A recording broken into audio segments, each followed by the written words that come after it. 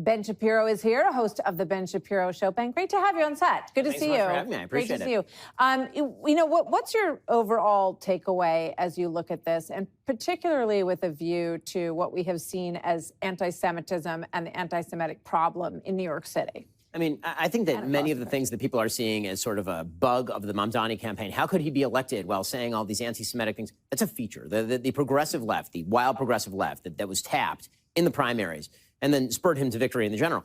That progressive left is very, very fond of anti-Semitism. They're totally fine with not only anti-Israel feeling, but obviously with a candidate for mayor who said to you on the show that he obviously doesn't really care whether Hamas disarms. Like that was something that he didn't mind talking about, which is kind of an incredible thing.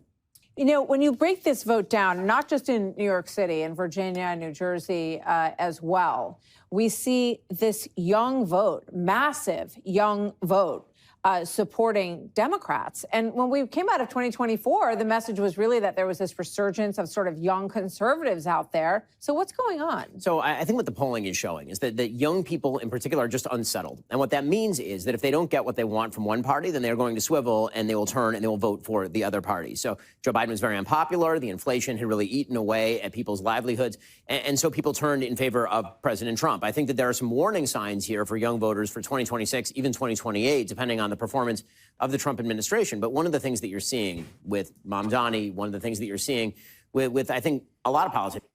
Chair stream, baby, you already know.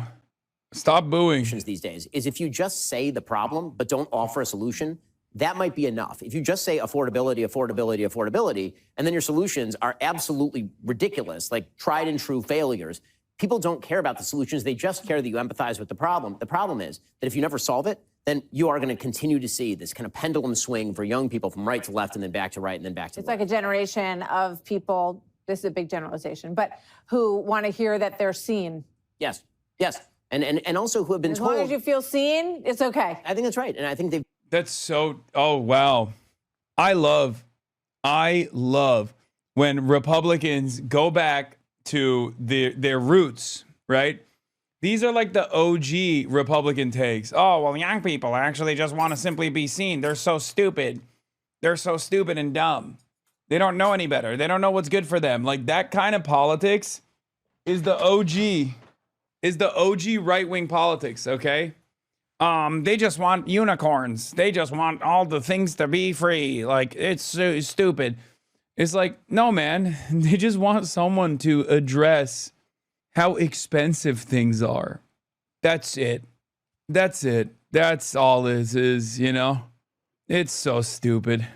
But it's cool that like the left flank of the Democrats forced the Republican commentariat to sound like the original annoying establishment Democrats, but now on the right-wing flank.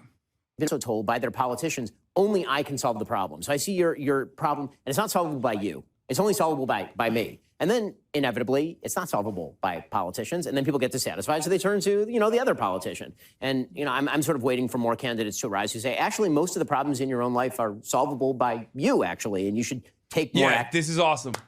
Yes. Yes. Let's go. Individual responsibility. Individual responsibility. Individual responsibility, baby. That's it. That's the OG. That's the OG right-wing message. Oh, get your bootstraps. Get your bootstraps. Like, this is something that Donald Trump has never done. Have you ever heard Donald Trump say, that's right, we're going to bring back the bootstraps. We're going to make you work again. Good things are not possible. This is horrible. In your own life to make it better. I'm curious what you think about Mamdani and his rhetoric and the speech last night, which the beginning of it was a lot of thank yous and hope for the future. And then all of a sudden it kind of took this pretty dramatic turn. And that did not go unnoticed by Van Jones. Watch. The Mamdani that we saw in the campaign trail, who was a lot more calm, who was a lot warmer. Can't say bootstraps, you're busy blaming others for the problem. Yeah, exactly. But every moment that you're falsely blaming immigrants is a moment where you're not saying the working poor are too poor and too lazy. Ben Shapiro is going back to the OG Country Club Republican narrative, which is the working poor are poor and lazy. Who was a lot more embracing, was not present in that speech. His tone was sharp. I think he was using the microphone in a way that he was almost yelling. And that's not the Mamdani that we've seen on TikTok and the great interviews and stuff like that. So I felt like there's a little bit of a character switch here. Sharp, and that he noted kind of a bit of a character switch. What do you think happened now that Mamdani is relieved from the burden of the campaign? I think that he is saying all the quiet parts out loud now. I mean, he was largely through the campaign, but you could kind of gloss it with the smarmy smile and all of that. But now he's just saying everything out loud. I mean, the line in that speech where he said, It's awesome. Rosenberg, Cook, Van On, take. I got a button for all of the big billionaires and gazillionaires this morning. Congratulations, you played yourself. You could have used that money on something more productive than losing last. Oh, dude, that's actually cool as brother. This is cool as hell. You got Charlemagne the guy. You got Rose. Like, you got the commentariat. That's what you brought? No, I know. I think Rosenberg speaks on this, I assume, later. Yeah, he does. Congratulations, you played. But this is the hip hop podcast vanguard, dude. This is New York. This is New York royalty for radio. This morning. Congratulations, you played yourself. You could have used that money on something more productive than losing last night. Oh, boy. I'd like to talk to Van Jones today. I want to talk to him. Why? What happened? He's a certifiable bitch, Van Jones. I can't take this dude anymore. No, I'm tired of it. I can't take it. He does this all the time. Last night was after Mamdani's speech, where I'm sitting there in bed trying not to wake up my wife, clapping on my phone like, oh my God, this is Obama in 04 at the convention. They found someone. This guy's got it. He went for it. That was a very disappointing speech. That was an opportunity lost by Van Jones. I mean, by Mamdani. He had an opportunity to bring people together, and he decided to go the other direction. He was not a unifier like he said he would be. I'm very disappointed. Van Jones. Also, look at this. Any moment that you are on camera on CNN where they do a side-by-side and that Scott Jennings has a eating grin, you should immediately reverse your commentary.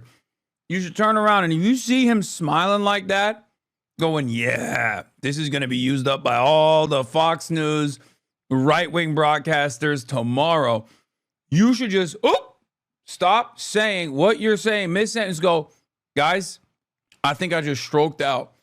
Everything I just said leading up into this moment, that wasn't me. That was the brainworm talking. That wasn't me. That was a stroke. I meant the exact opposite of that. Okay? I'm very disappointed. Van Jones specifically referenced, and Axelrod echoed, the tone of his voice. He didn't have the soft, friendly tone he has. He had a loud voice. Oh, man, shut your ass up. He was on the microphone getting the crowd hype. Hit them with the button. Van Jones, you get the bag from Bezos and APAC, bro. We know where you get the bag from. And CNN has new. What the is going on, bro? Oh my God. Oh my God. Oh my God. What is happening? What is happening? What is happening? What is happening? What the is, yo, is woke here? Is woke back? Is dark woke back?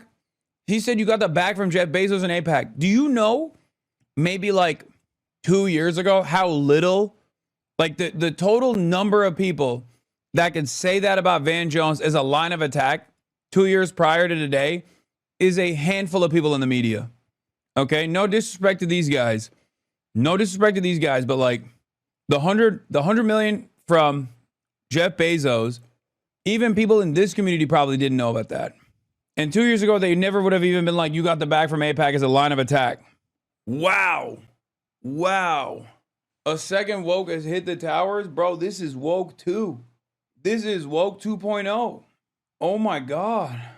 Like, on Van Jones for his dumbass commentary aside, which is great on its own. But then to tie that up with, you got the bag from APAC and Jeff Bezos? Oh, I'm done. I'm done. I'm done. My work here is done. I don't need to do anything, okay? My job is done. What more can I say? What more can I say? Ebro's got me.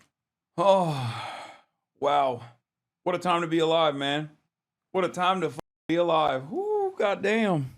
Leadership, so they trying to keep that platform. They don't want to get ran out of it. I know. Never thought you'd retire in Washington, D.C. of all places, did you? Oh, speaking of, my job here is done. I'll let Joe Scarborough take it from here. Okay, guys? Because it turns out ADL's Jonathan Greenblatt riles up Morning Joe after announcing the Mamdani monitor and says his victory could endanger Jewish New Yorkers, which is insane. Been telling y'all most celebrities are your class enemies. 50 Cent, RIP New York City. Mark Lamont Hill reposting ADOS Advocacy Foundation CEO. Oh my God.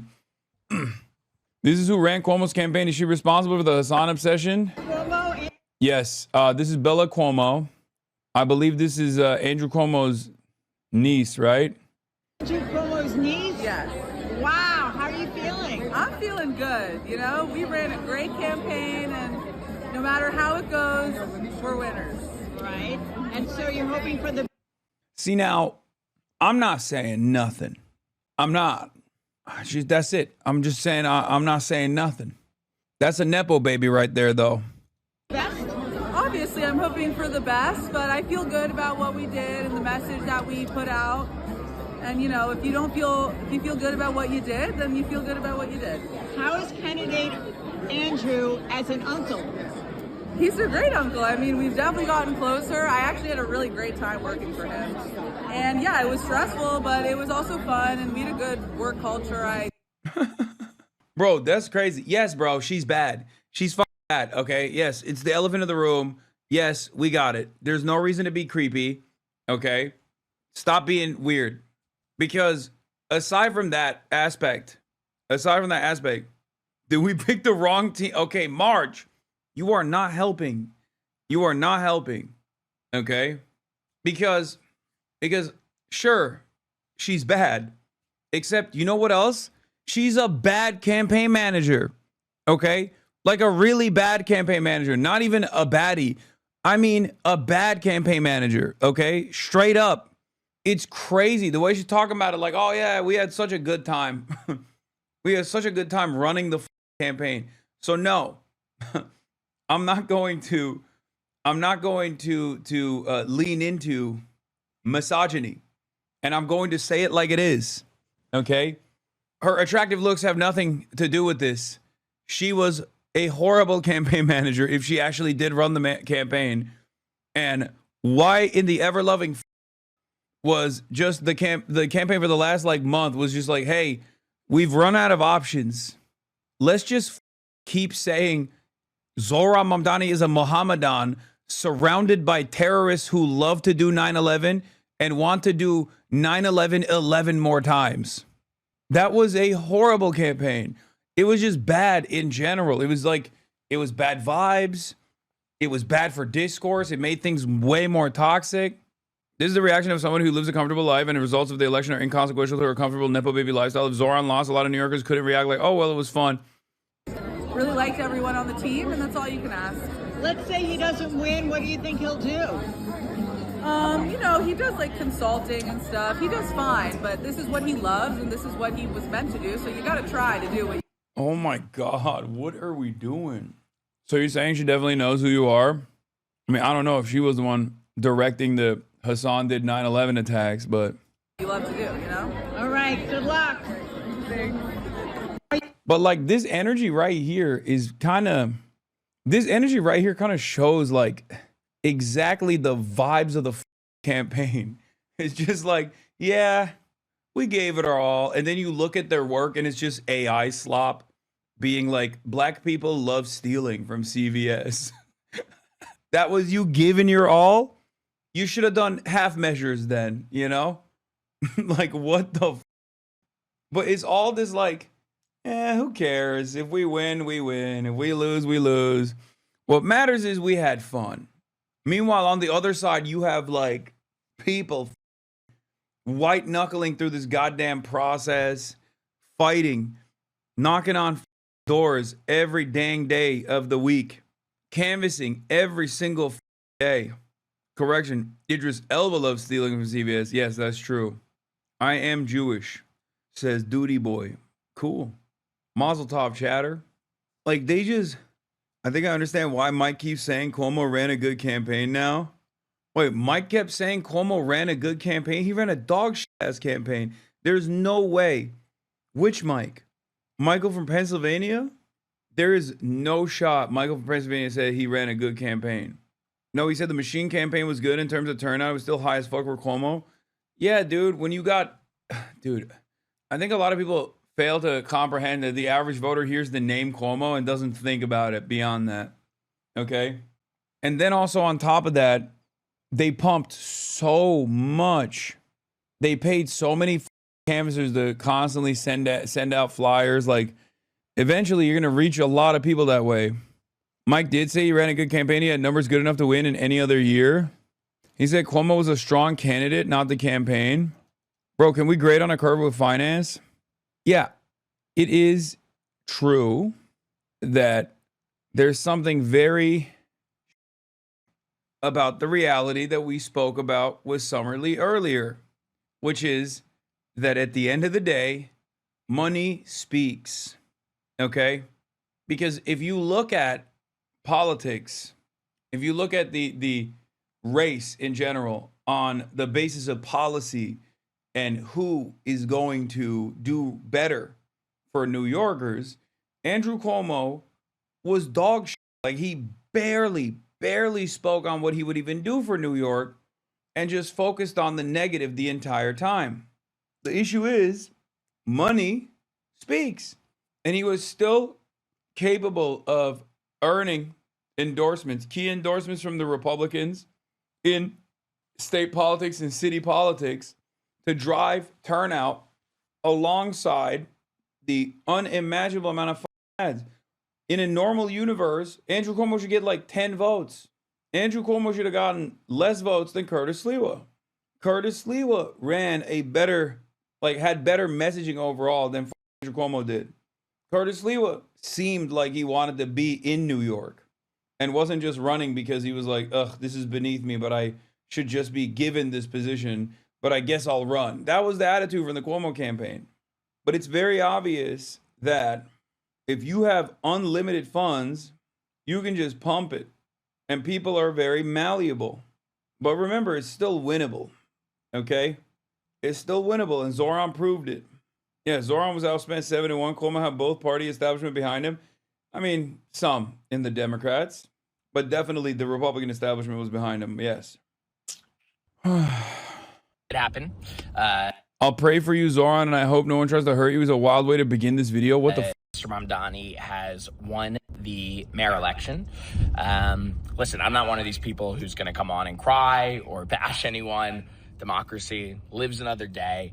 And I know this might sound crazy, but the first thing I'm going to do is be a Jew. And as a Jew, I'm going to pray for Zohran. I'm going to pray for the safety of his family. And I really hope that no one tries to hurt him. And what the is going on? Am I reading too much into this? Am I being crazy? In any other context, it would be fine to say that because sure, I agree, but the delivery is, bro, 30 seconds in, he just starts off the video with, hey, I'm praying for Zohran. I sure hope nobody hurts him. That we just continue to battle his ideas. And the war's not over. It's not game over. It's game on. He'll come in this winter, and we'll have to keep being loud and creative when he tries to do things we don't agree with. That's democracy.